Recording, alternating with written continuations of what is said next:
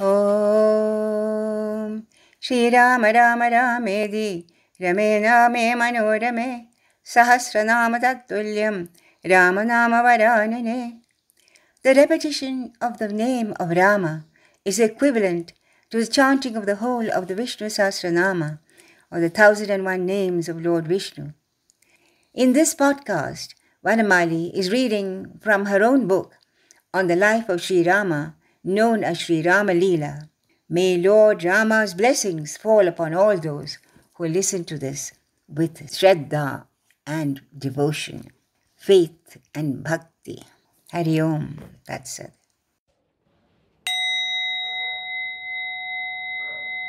Book 3, the Aranyakanda, or the Book of the Forest. The Forest Dwellers, Canto 1. Though the forest looked dark and gloomy from the outside, yet as they went into it, they were amazed to find that it was filled with ashramas in which many sages lived. The pleasant aroma of sandal and incense coming from the sacrificial fires assailed their nostrils. They noticed that even the wild animals walked about freely without fear. Rama and Lakshmana unstrung their bows, for they realized they had nothing to fear in this place. There were lakes and flowers in plenty, and the trees were laden with fruits and nuts. The spiritual energy which permeated the place could be physically felt by all three of them. Rama's fame had spread before him, and the sages welcomed him with all love and invited him to spend the night at one of the hermitages. Next morning, the three of them set out once again and penetrated deeper into the forest. It was only now that they understood why this forest had been called fearful. The ground was rough, trackless, and deserted. The trees were twisted, with lianas trailing their tentacles down, ready to catch the throats of the unwary traveler. Bamboo thickets infested with snakes creaked in the dry, hot wind. Wild animals like tigers, wolves, and bears roamed at large. The birds seemed to have struck dumb, for they no longer chirped happily as they had done at Chitrakoota. Even the lakes looked deep and forbidding, with dark waters in which no lotuses grew. Sita crept closer to her husband and timidly caught the end of his bark garment. He turned and gave her a reassuring look and held his hand out to her. She clung to his strong arm and shivered at the ominous sounds coming from the thickets. He knew that this was not the type of forest which she enjoyed, and held her comfortably close. Sometimes he carried her across swamps and dying trees. They passed many heaps of white bones belonging to the hermits who had been killed and eaten by the cannibals. They proceeded cautiously, with Lakshmana in front and Sita clinging to Rama, coming after him. Lakshmana hacked his way through the fierce undergrowth of poisonous roots and vines. Suddenly an enormous figure sprang up in front of them and blocked their path. It held a trident in its hand, on which was impaled the carcasses of lions, deer, and an elephant, all dripping with blood. A long, red, hairy arm reached out and grabbed Sita round the waist and held her high above the branches of a tree while she screamed and struggled. He then roared at them, "Who are you who have been foolish enough to enter the dreaded Dandaka forest? You are dressed like rishis, yet walk around with weapons and a woman in your midst. My name is Viradha, and I live by eating those rishis who are stupid enough to enter this forest. You shall provide my fare for today, and this woman I shall make my wife." Seeing his beloved trembling like a leaf in the vile hands of the monster, Rama lost his courage for a minute. Tears welled up in his eyes as he thought of the injustice he had wrought to the princess by bringing her here. But Lakshmana was undaunted. He sprang at him with upraised sword, but Viradha laughed scornfully and said, "Desist from this foolishness, O stupid mortal. Know that I have a boon by which I cannot be killed by any weapon. So leave this woman with me, and I'll let you go unmolested." Rama was furious when he heard this, and sent 7 scorching arrows at the monster, which simply fell off his chest. He dropped Sita on the ground and rushed at Rama with trident upraised. The latter split the trident in two, and Virata lifted both brothers on his shoulder and marched off into the forest, leaving Sita bereft. She sobbed loudly and requested the monster to take her and leave her beloved alone. Rama and Lakshmana proceeded to chop off the monster's arms. Thus maimed, he fell to the ground, but they were unable to kill him. At last, Rama said, "Lakshmana, let us strangle him and bury him. That's the only way he can be killed." As soon as he heard these words, Virata said, "Ah, now I know who you are.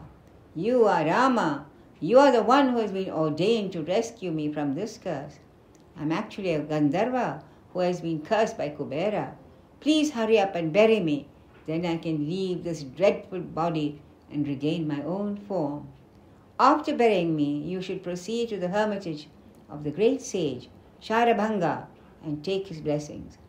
Rama and Lakshmana did as he told them, and the Gandharva was released from his curse and returned to his heavenly abode. The shades of night were falling by now, so Rama took Sita's hand in his so that she would not be frightened. She forgot her fatigue and they hurried towards the ashrama. They saw a divine chariot waiting outside the ashrama. They waited and soon saw Indra, king of the gods, coming out of the hermitage and leaving in the golden chariot. The old sage was waiting for their coming, his heart filled with joy.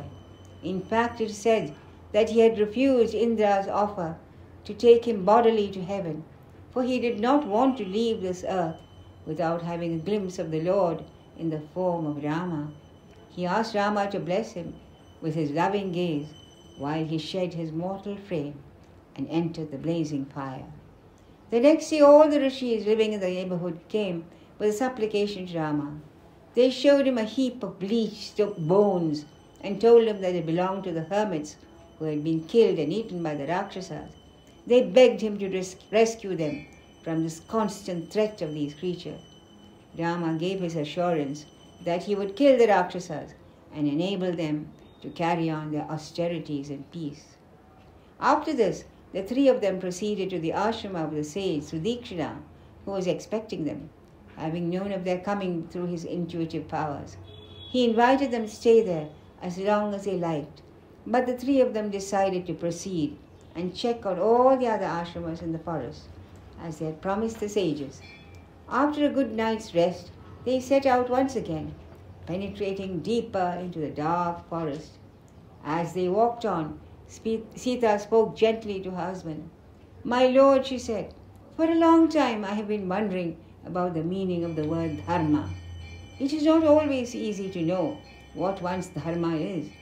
To act without swerving even a hair's breadth from it is possible only for one who is absolutely without desire. I am frightened, my lord, of the possible consequences of your promise to the ashramites to protect them from the Rakshasa. They have done you no wrong, yet you are prepared to kill them. Is this not against the dictates of dharma? I do not think we should go further into this forest. If you see some Rakshasas, your fingers will itch to string your bow, for that is the duty of a Kshatriya. But now you have adopted the garb of a hermit. Don't you think you should live like one? Forgive me for presuming to speak to you like this, but I know that you are the very soul of dharma. It is only my fear of the unknown that has prompted me to speak." Poor Sita, little did she realize that what she spoke was the truth, and she herself was going to be victimized for Rama's killing of the Rakshasas. Rama was pleased to hear this discourse on dharma by his dutiful wife. He replied lovingly to her, "O Janaki, you are the daughter of Janaka, one of the wisest men of the age. It is not surprising, therefore, that you should know all the nuances of dharma. But consider the predicament of these sages, my love. They have abandoned all worldly pleasures only for the sake of tapas. By their tapas, the country itself gets purified. All negativity will be cleared. At present, they are unable to perform their austerities due to the harassment of the Rakshasa. They have begged me to save them, and since I am a Kshatriya and their king, don't you think it's my duty to protect them? Even if they had not requested me, it would have been my duty to do so. Now, of course, after having given my word, I cannot think of breaking it. I know well that is only a wifely concern for me that made you speak as you did, and I thank you for it. But, my dear, I cannot stand by and see these poor ascetics being devoured by these cannibals, even if it brings their wrath on my head. Thus saying, Rama walked ahead with Janaki following and Lakshmana in the rear. Thus ends the first canto, called The Forest Dwellers, of the Aranyakanda, of the glorious Ramayana of the sage Valmiki. Hari Om Tat Sat.